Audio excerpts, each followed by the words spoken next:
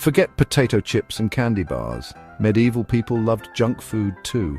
Imagine a bustling medieval market filled with sights, sounds and smells. Among the merchants selling their wares, you'd find vendors offering delicious treats. These weren't your average fruits and vegetables. These were the medieval versions of junk food, sweet, savory and utterly irresistible. These treats were a far cry from the royal banquets of kings and queens. Instead, they were the food of the common people, enjoyed by peasants and merchants alike. These medieval munchies offer a fascinating glimpse into the lives and diets of our ancestors. So let's journey back in time and explore the world of medieval junk food. Sugar was a luxury in medieval times, often imported from far-off lands and reserved for the wealthy elite. It was so precious that it was sometimes even locked away in special containers to prevent theft. But that didn't stop people from indulging their sweet tooth. Medieval feasts often featured an array of sweet dishes, showcasing the creativity and resourcefulness of medieval cooks. Honey was the sweetener of choice, used to make all sorts of tasty treats. It was more accessible than sugar and could be harvested locally, making it a staple in many households. One popular option was Warden's in syrup, pears poached in honey and wine. This dish was not only delicious but also a way to preserve fruit for longer periods. Another favorite was gingerbread, a spiced gingerbread that was often shaped into elaborate designs. These intricate shapes were not just for show, they reflected the skill and artistry of the baker. Fruit pies were also common, filled with seasonal fruits like apples, pears and plums. These pies were a versatile dish, enjoyed both as a dessert and a main course. These pies weren't just for special occasions either. They were a regular part of the medieval diet, enjoyed by people of all social classes. From the peasant's humble table to the noble's grand feast, fruit pies were a beloved treat. They were a regular part of the medieval diet, enjoyed by people of all social classes. The rich and the poor alike found comfort and joy in these sweet and savory creations. And if you were lucky enough to live near a monastery, you might even snag a taste of their famous marzipan, a sweet treat made from almonds and sugar. Monks were known for their culinary skills, and their marzipan was a testament to their expertise in creating delightful confections. The medieval era was a time of culinary exploration and innovation. Despite the limited ingredients and resources, medieval cooks managed to create an impressive array of sweet treats that have stood the test of time. From the luxurious sugar-laden dishes of the wealthy to the humble honey-sweetened treats of the common folk, the Middle Ages were truly a sweet time in history. If you prefer salty snacks, don't worry, medieval times had you covered. One popular option was pies of Paris, savory pastries filled with meat, cheese or vegetables. These handheld pies were perfect for a quick lunch or snack on the go. Another savory favorite was roasted chestnuts, a common sight on street corners during the colder months. And let's not forget about cheese.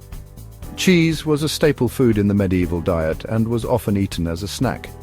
It was commonly sold in markets alongside bread and other essentials. Some cheeses were even flavored with herbs and spices for an extra kick. Speaking of markets, medieval streets were a haven for food vendors selling their wares. One popular street food was hot pies, small meat pies that were sold piping hot from portable ovens. These were the medieval equivalent of fast food, perfect for a quick and satisfying meal. Another street food favorite was frumenty, a porridge made from boiled wheat, milk and spices. It was a cheap and filling meal that could be eaten hot or cold. And for those with a sweet tooth, there were always vendors selling wafers, thin, crispy cookies cooked between hot irons. So why were these medieval munchies so popular? What made them so beloved by people from all walks of life during those times? For one thing, they were delicious. The flavors were simple yet satisfying, often made from fresh, local ingredients that were bursting with taste. But, there were other factors at play as well. The cultural and social aspects of food in medieval times were just as important as the taste. These foods were often cheap and readily available, making them an affordable treat for people of all income levels. Whether you were a peasant or a noble, you could enjoy these simple pleasures. They were also convenient, especially for those who didn't have time to cook elaborate meals. Street vendors and market stalls offered quick and easy options for busy people, but perhaps most importantly, these foods were social. They brought people together in a way that few other things could. Sharing food was an important part of medieval life, and these treats provided a way for people to connect and socialize. Meals were often communal, and the act of eating together strengthened bonds within communities. Whether they were enjoying a sweet treat after a hard day's work or grabbing a quick bite to eat at the market, these foods were an integral part of the medieval social fabric. They were more than just sustenance, they were a way of life, a means of bringing joy and connection to everyday existence. The preparation of these foods also played a role in their popularity. Many of the recipes were passed down through generations, creating a sense of tradition and continuity. Families would gather to prepare meals, sharing stories and techniques, making the process as enjoyable as the eating itself. Festivals and celebrations often featured these beloved foods, adding to their cultural significance. They were a staple at fairs, feasts, and religious celebrations, making them a central part of the medieval experience. In essence, these foods were loved not just for the taste, but for the way they brought people together, created traditions, and enriched the social and cultural life of medieval society. They were a testament to the power of food to unite and delight people across generations. Section 6. Fun facts about medieval food. Did you know that medieval people ate with their hands?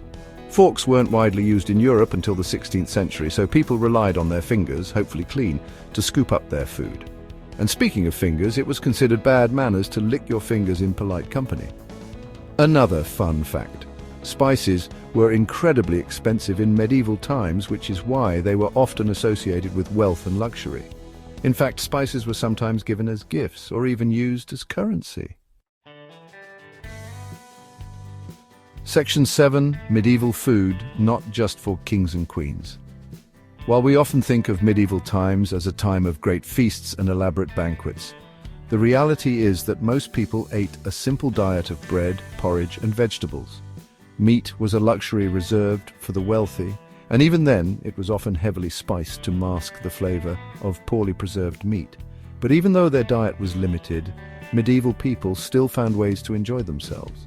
Junk food provided a much-needed dose of sweetness and indulgence in their otherwise simple lives. Section 8. The dangers of medieval junk food. While medieval junk food may sound delicious, it's important to remember that it wasn't always the healthiest option. Sanitation standards were poor by today's standards, and food poisoning was a real risk. Additionally, many of these treats were high in sugar and fat, which could lead to health problems in the long run. However, it's also important to remember that medieval people didn't have the same understanding of nutrition and hygiene that we do today. They were simply trying to make the most of the food that was available to them. Section 9. A final bite of medieval food history.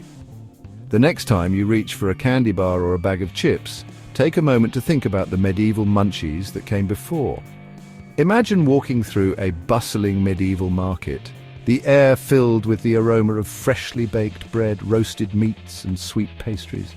Street vendors would offer a variety of snacks, from honey cakes to spiced nuts, each bite a small escape from the daily grind. While our modern-day junk food may be different in many ways, it still serves the same basic purpose: to provide a moment of sweetness and indulgence in our busy lives. Medieval cooks were masters of creating delightful treats with the limited ingredients they had. They used honey, dried fruits, and spices to craft sweets that would bring joy to any feast. These treats were not just for the wealthy. Even common folk found ways to enjoy simple pleasures. And who knows, maybe someday our descendants will look back on our junk food with the same fascination that we have for the medieval diet. Just as we study ancient recipes and marvel at the ingenuity of medieval chefs, future generations might analyze our snacks and wonder about our tastes and preferences. They might be intrigued by our love for chocolate bars, potato chips, and sugary sodas. So the next time you bite into a sugary donut, remember you're participating in a tradition that spans centuries. The desire for a quick, tasty treat is a universal human experience, connecting us to our ancestors in a unique way. Whether it's a medieval honey cake or a modern-day donut, the joy of indulging in a sweet treat is timeless. People have always craved sweet, salty, and satisfying snacks. The medieval period was no different, with people enjoying a variety of foods that catered to their cravings. From savory pies to sweet tarts, the medieval diet was rich and varied, offering something for everyone. These foods were often prepared with great care and attention to detail, making them not just sustenance, but a source of pleasure and comfort. Medieval munchies might seem strange now, but they were a delicious part of life in the past. They reflect the creativity and resourcefulness of people who made the most of what they had. So, as you enjoy your favorite snack, take a moment to appreciate the long history of human indulgence and the shared joy